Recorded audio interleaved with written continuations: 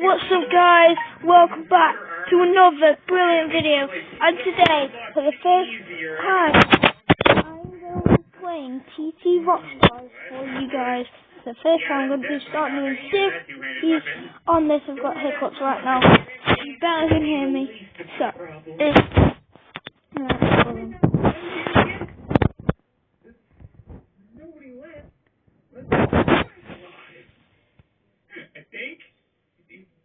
twitching, sir. Are you okay? Hello? Oh, yeah, you still got a little bit of fight. Hey,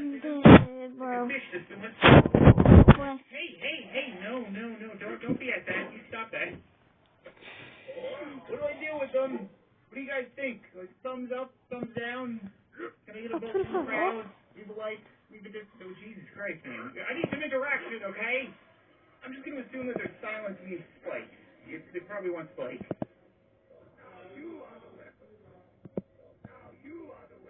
I'm the weapon. I'm the weapon. I'm the weapon. I honestly don't think I've ever used these in Gorn before. They didn't really interest me all that much because it's just stronger punching, right? Unless I'm missing something here. I can't shoot them with rocket fists, because that'd be dope. I have so many electronics and furniture and random stuff hanging around me. I just want to run at Superman, punch him around and break something. Maybe I could just play you a little bit of cushion music. There we go. It's 40. This pack's quite a bit more punch than before, and you can block, which is pretty sweet. What the hell? Where did that come from? Yeah. More of that, please. I would love to keep launching people into space, but that's just, yeah, you see. 13. Why did you put FIFA in? I haven't put... You did, you put Mr. Peabody in, and the Jurassic Park, which was in. FIFA wasn't in then. I can only really use one hand unless I want to do a full-blown burn. Okay, you know what? I'm just going to keep doing this. If you get in my way, then that's your fault. Pound the titties into dust. Like that.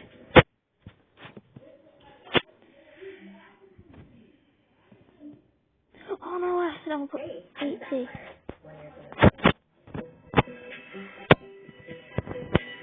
Oh, glitched out on me, man. Stop doing this. From creepy humanoids Put to 22, evil man. creatures, this next volume is all about those unsettling things that are just not quite human. Our first chapter is about one of my greatest fears, a possessed doll. 8, Ever 12, since I was a little girl, 16, I've absolutely 20, hated 24. anything that looks even the slightest bit lifelike. Puppets, animatronics, and especially dolls. There's just something incredibly disturbing about looking into the eyes of something that is so close to being a human. Movies like Child's Play and Dolls only made my paranoia worse, and with more recent movies like The Conjuring and Annabelle, it's clear that many people still find dolls to be horrifying. In this chapter, I will be telling you the true story behind a very famous doll. In 1970, a young woman named Donna was turning 28, and for her birthday, her mother gave her a seemingly harmless Raggedy Ann doll that she purchased from a secondhand store. Both Donna Not bad. and so they were out of the house most of the time, leaving the doll in the apartment alone. They didn't think much of their new roommate until strange things started happening. One night, after a long shift, Donna came home to find the doll sitting on her bed in her closed bedroom, which would have been perfectly fine if that's where Donna had left her. Other nights, Donna would find the doll sitting on the couch with her legs crossed and arms folded, or standing upright in the kitchen. Both Donna and Angie were rational young women and believed there had to be a reasonable explanation for this. Oh, stop. Angie's fiance thought otherwise. He did not trust that doll one bit and wanted them to get rid of it, or at least consult a medium to see if there truly was something inside it. But Donna and Angie didn't believe that was possible, so they carried on as usual. Then, they began finding handwritten notes around the house. They were written in pencil, in childlike handwriting, on pieces of parchment, a type of paper that no one in the house owned. They read, One night, Donna came home and found a mysterious red liquid on the doll's hands and chest. It looked like blood, but it was coming from the doll itself. That was the push that Donna and Angie needed to come to terms that there was something wrong with this doll.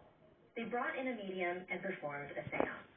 A long time ago, the medium said, before this apartment complex was built, there was a field on this property, and it was here that the body of 7-year-old Annabelle Higgins was found, and it is in this doll that her spirit now lives. She trusts you, and just wants to be around you. Donna and Angie felt sorry for Annabelle, and decided to let her stay in the apartment with them. Lou was not happy about that. One night, it was just Lou and Angie in the apartment, packing up for a road trip they were leaving on in the morning. Lou was walking to the kitchen and passed Donna's room, and heard shuffling coming from inside. Donna wasn't home, so who could it be? Lou threw the door open. There was nobody there. Nobody human, at least. He walked inside and saw Annabelle, sitting in the corner of the room. As he walked towards her, he got this burning feeling as if someone was standing behind him. He whipped around to find nobody. He turned back to Annabelle and felt burning again, but this time on his chest. He lifted his shirt to find 7 distinct scratch marks singed into his skin. The following morning, they called a priest, who then called Ed and Lorraine Warren, renowned demonologists. This doll is not possessed, Lorraine told Donna. Demons only possess humans. This entity was using this doll to manipulate you, moving it around the house so you would pay attention to it, then tricking a medium into telling you that it was the spirit of a harmless young girl. So, what does it want? Your soul. A priest performed an exorcism on the apartment, and the Warrens took Annabelle home with them in a bag. Knowing what this entity was capable of, they made sure to avoid the highways on their way home, since Annabelle would no doubt try to sabotage their drive. And they were right. Along the way, the car's engine continuously stalled. So, is Annabelle truly dangerous, or is all of this an elaborate hoax? If you're the type who needs to see to believe, actually visit Annabelle at the Occult Museum, a section of the Warrens' Connecticut home where they store haunted relics collected from the many cases they worked on. She's kept locked in a box with multiple warnings. The fatal mistake of mocking the doll, tapping her glasses, and daring her to do her work on him.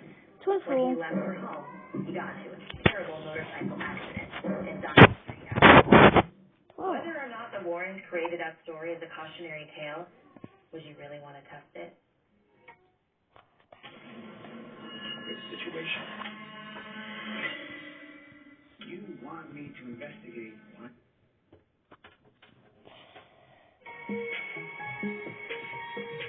What if there were creatures that could do your evil bidding for you? This next story comes from Arwish, whose older sister Jessie had the unfortunate honor of encountering such a spirit. One night, about 7 years ago, 18-year-old Jessie was home alone. And when one is alone, one tends to let their imagination get the best of them. So when lights started flickering and doors opened on their own, Jessie didn't think too much of it. It was probably all in her mind. Then, some of her friends decided to pay her a visit. Jessie did notice that the strange activity stopped when they were there.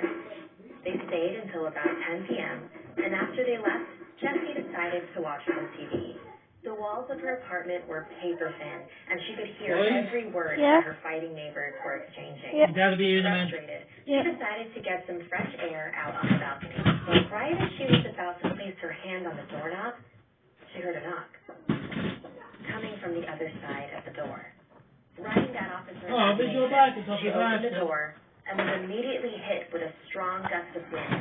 She covered her eyes to protect them from the impact. Then she could see, in the distance, a pair of glowing red eyes.